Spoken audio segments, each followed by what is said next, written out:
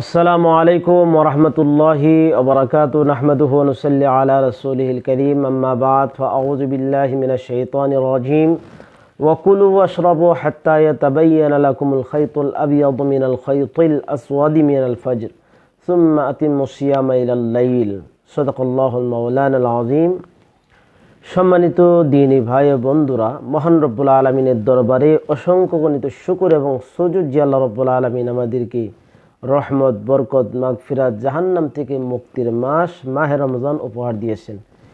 প্রিয় দ্বীনী ভাই ও বন্ধুরা, মাহে রমজান এবং রমজানের রোজা সম্পর্কে মহান রব্বুল আলামিন তার কালামুল্লাহর ভিতরে আয়াতের ভিতরে তাৎপর্য গুরুত্ব আলোচনা করেছেন।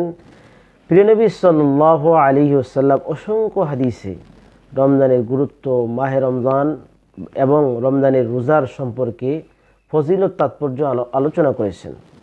সম্মানিত দ্বীনী ভাই বন্ধুরা, একজন মুমিন ব্যক্তি সে আল্লাহ তাআলার এই পবিত্র হুকুম রমজানের রোজা রেখে তার অন্তরের ভিতরে প্রশান্তি লাভ করে, আত্মতৃপ্তি লাভ করে, আত্মার পরিশুদ্ধতা লাভ করে। এই জন্য তো আল্লাহ তাআলা বলেছেন লাআল্লাকুম তাত্তাকুন, রমজানের রোজার মাধ্যমে মানুষ মুত্তাকি হয়, খোদাভীতি অর্জন করে।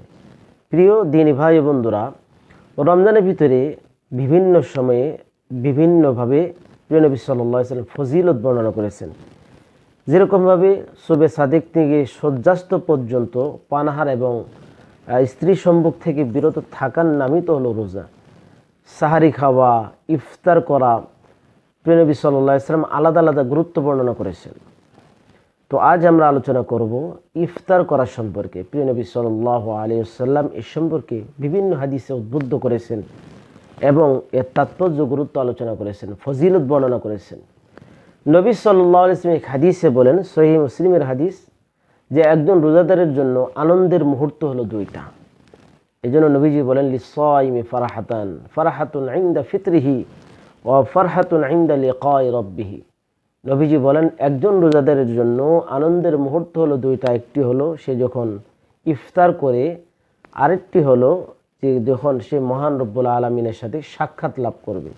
সম্মানিত দ্বীনী ভাই বন্ধুরা, একজন মুমিন ব্যক্তি শুবে সাদেক থেকে নিয়ে পৃথিবীর হাজারো দামি নানা খাবার তার কাছে উপস্থিত থাকা সত্ত্বেও সে কখনো মুখে এই খাবার নেয় না, কারণ আল্লাহ তাআলা সন্তুষ্টির জন্য সূর্যাস্ত পর্যন্ত অপেক্ষা করতে থাকে। তো নবীজি বলেন যে ইফতারের সময় তার আনন্দ, এবং কাল কিয়ামতের ময়দানে যখন আল্লাহ পাক রব্বুল আলামিনের সাথে সাক্ষাৎ করবে তখনও সে আনন্দ লাভ করবে, প্রশান্তি লাভ করবে। নবী সাল্লাল্লাহু আলাইহি ওয়াসাল্লাম ইফতারের ফজিলত এবং ইফতারের পূর্ব মুহূর্তে বিশেষ সময়ের ফজিলত সম্পর্কে আলোচনা করেছেন, কারণ এই সময় আল্লাহ পাক রব্বুল আলামিন অসংখ্য মানুষকে, অসংখ্য জাহান্নামীদেরকে মুক্তি দিয়ে থাকেন। এক হাদিসে নবী সাল্লাল্লাহু আলাইহি ওয়াসাল্লাম বলেন, ইন্না লিল্লাহি ইনদা কুল্লি ফিতরিন উতাকা ওয়া যালিকা ফি কুল্লি লাইলাতিন। আল্লাহ পাক রব্বুল আলামিন ইফতারের পূর্ব মুহূর্তে বা ইফতারের সময় অসংখ্য জাহান্নামীদেরকে মুক্তি দিয়ে থাকেন। আর এভাবে আল্লাহ পাক রব্বুল আলামিন প্রতি রাতেই এভাবে মানুষদেরকে মুক্তি দিয়ে থাকেন, আল্লাহ তাআলা ক্ষমা করে থাকেন।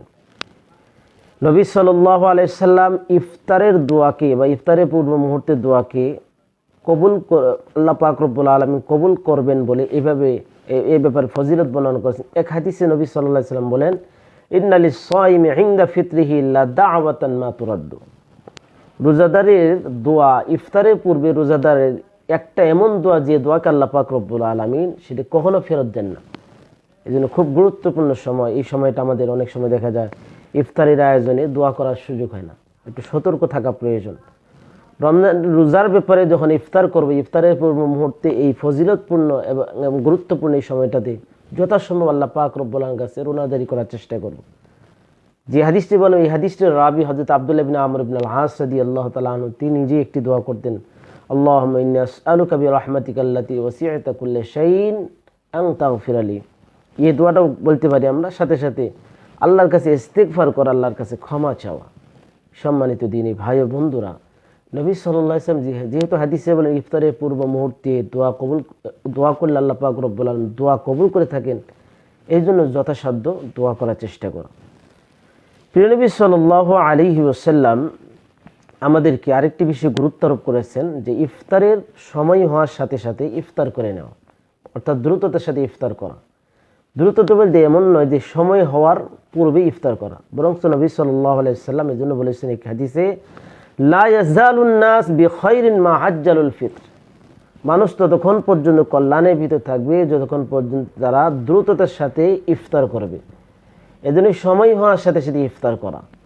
প্রিয় নবী সাল্লাল্লাহু আলাইহি ওয়াসাল্লাম হাদিসে বলেন, যেটা হাদিসে কুদসি তিরমিজির ভিতরে আছে, ইন্না আহাব্বা ইবাদি ইলাইয়া আজালুম ফিতরান, আল্লাহ পাক রব্বুল আলামিন বলে থাকেন যে আমার কাছে সবথেকে বেশি পছন্দের ওই সমস্ত বান্দারা আমার প্রিয় বান্দা, তারা আমার মহাব্বতের বান্দা, তারা যারা দ্রুততার সাথে ইফতার করে। এর জন্য সময় হওয়ার সাথে সাথে দেরি না করা, ইফতার করা। এরপরে ইফতারের আমরা কি দ্বারা ইফতার করব? প্রিয় নবী সাল্লাল্লাহু আলাইহি ওয়াসাল্লাম একটি হাদিসে খেজুরের কথা বলেছেন। ইফতারের বিভিন্ন আইটেম থাকে, কিন্তু তারপরও খেজুর দ্বারা ইফতার করা, কারণ নবী সাল্লাল্লাহু আলাইহি ওয়াসাল্লাম এই হাদিসে উদ্বুদ্ধ করেছেন, ইযা আফতারা আহাদুকুম ফালইফতির আলা তামারিন, তোমাদের মধ্যে যখন কেউ ইফতার করবে সে যেন খেজুর দ্বারা ইফতার করে। ফাইল্লাম ইয়াজিদ ফালইফতির আলা মাইন ফাইন্নাহু তাহুরুন, আর যদি খেজুর না পায় তাহলে সে পানি দ্বারা ইফতার করবে, কারণ এটা পবিত্র বস্তু। সম্মানিত দিনে ভাই বন্ধুরা, অনেক আইটেম থাকে, কিন্তু তারপরও আমাদের প্রয়োজন আল্লাহ রসুলের সুন্নাহ অনুযায়ী খেজুর দ্বারা ইফতার করা এবং ইফতারের পূর্বে দোয়া করা, ইফতার করার সময় দোয়া করা। হাদিসে বিভিন্ন দোয়া আছে। একটি হাদিস সুনান আবি দাউদের ভিতরে নবী সাল্লাল্লাহু আলাইহি সাল্লাম আমাদেরকে যে দোয়া শিখিয়েছে, আল্লাহুম্মা লাকা সুমতু ওয়া আলা রিজকিকা আফতারতু, এই দোয়াটা আমরা করতে পারি। এর অর্থ হলো, হে আল্লাহ, আমরা তোমার জন্যই রোজা রেখেছি এবং তোমার রিজিক দ্বারা ইফতার করতেছি। অন্য হাদিসে নবী সাল্লাল্লাহু আলাইহি সাল্লাম ইফতার করার পূর্বে এই একটি দোয়া বলা, যাহাবা জামা ওয়াবতাল্লাতিল উরুক ওয়া সাবাতাল আজরু ইনশাআল্লাহু তাআলা। প্রিয় নবী সাল্লাল্লাহু আলাইহি সাল্লাম এই দোয়াটি শিখিয়ে দিয়েছেন, আমাদের যথাসম্ভব আমরা চেষ্টা করব এই দোয়াটি পড়া। নবী সাল্লাল্লাহু আলাইহি সাল্লাম আরও ফজিলত বর্ণনা করেছেন, একজন রোজাদার সে তো নিজে ইফতার করবে, কিন্তু আরেকজনকে ইফতার করানো বা অন্যকে ইফতার করানো, অন্য রোজাদারকে ইফতার করানো, এই ব্যাপারেও আলাদা ফজিলত প্রিয় নবী সাল্লাল্লাহু আলাইহি সাল্লাম বর্ণনা করেছেন। নবীজি বলেন, মান ফাত্তারা সাইমান কানা লাহু মিসলু আজরিহি গায়রা আন্নাহু লা ইয়ানকুস মিন আজরিন লিসাইমি শাইআন। আল্লাহর হাবিব সাল্লাল্লাহু আলাইহি ওয়াসাল্লাম বলেন, কোনো ব্যক্তি যদি অন্য কোনো রোজাদারকে ইফতার করায়, তাহলে ওই ব্যক্তির, ওই রোজাদারের সওয়াব থেকে কোনো কমতি করে দেওয়া হবে, বরং পরিপূর্ণ সওয়াব তার যে ব্যক্তি ইফতার করাইলো তার আমলনামায় দিয়ে দেওয়া হবে। সুবহানাল্লাহ বিহামদি।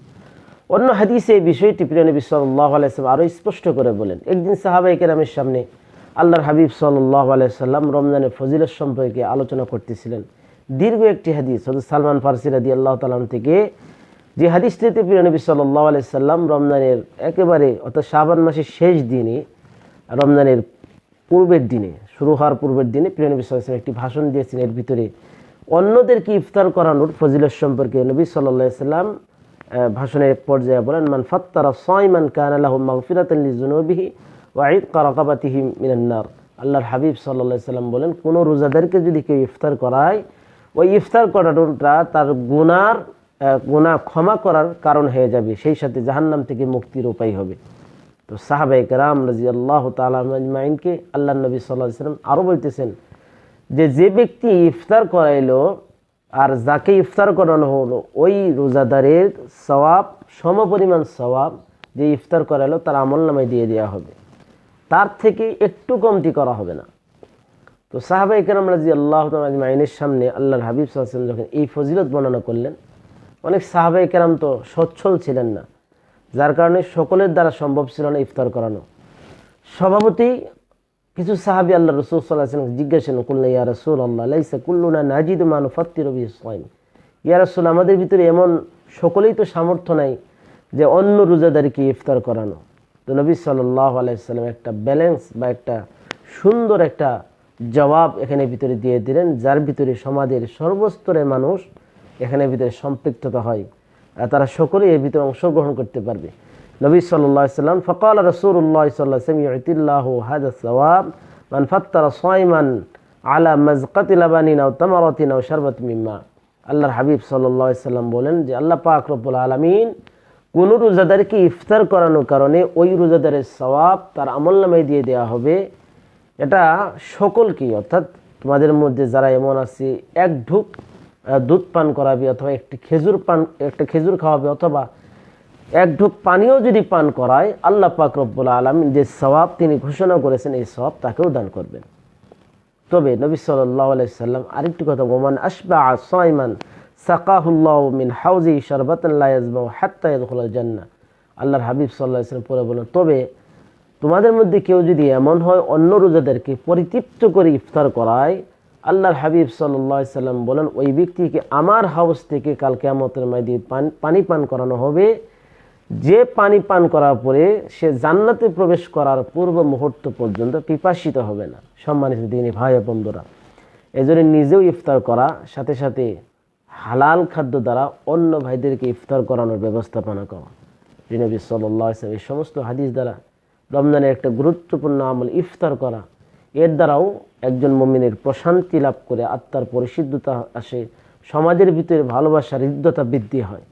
আল্লাহ পাক রব্বুল আলামিন আমাদেরকে মাহে রমজানের সমস্ত ফজিলত বরকত আমাদেরকে নসিব করুন। সেই সাথে যে সমস্ত ফজিলত প্রিয় নবী সাল্লাল্লাহু আলাইহি ওয়াসাল্লাম ইফতার সম্পর্কে আলোচনা করেছেন, বলেছেন আমাদেরকে, এগুলোর উপরে আমল করার তৌফিক দান করুন, আমিন। আসসালামু আলাইকুম ওয়া রাহমাতুল্লাহি ওয়া বারাকাতুহু।